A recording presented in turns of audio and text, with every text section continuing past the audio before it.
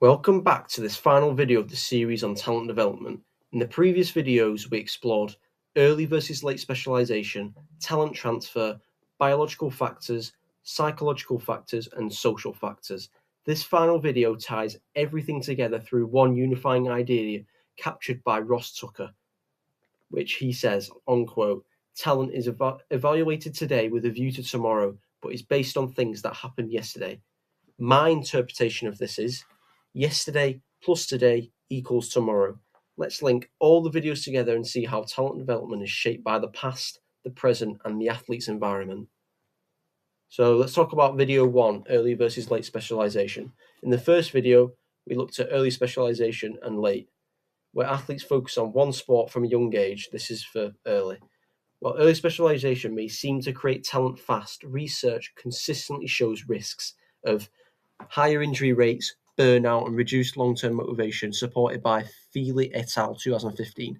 Late specialization, in contrast, allows athletes to explore sport more broadly before selecting a main pathway, which is supported by Cote, Lidor, and Hackford 2009, who argue that early sampling, not early specialization, is linked to long-term performance and continued participation.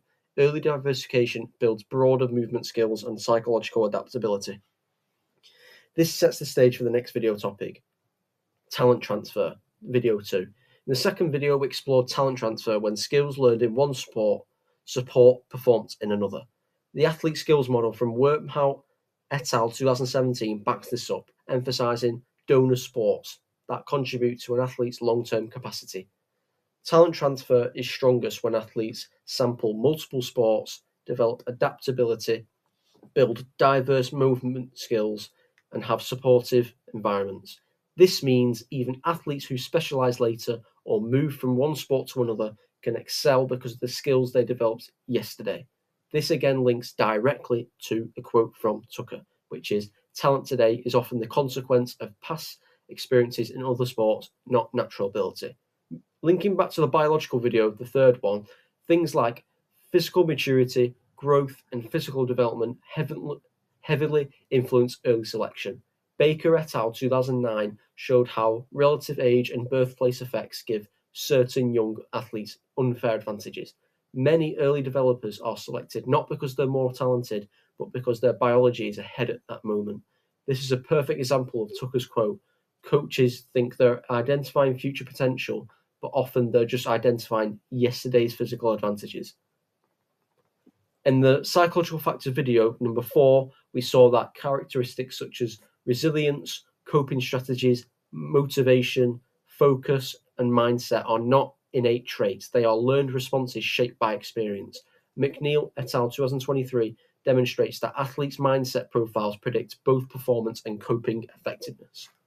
This means an athlete's psychological profile today is shaped by environments they grew up in and how their adults responded to their mistakes, exposure to challenge, and adversity coaching style.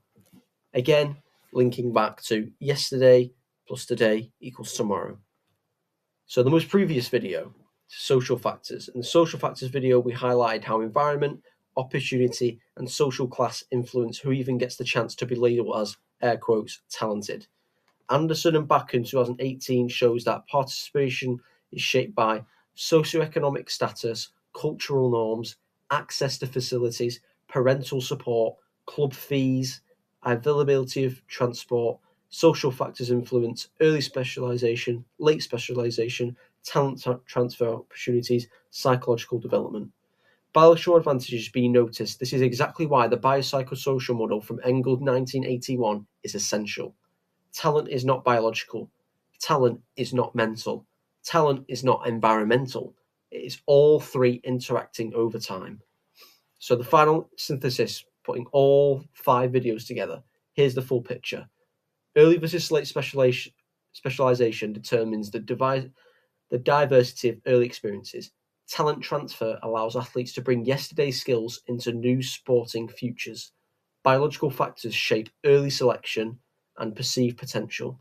Psychological factors determine how athletes cope, grow, and stay engaged.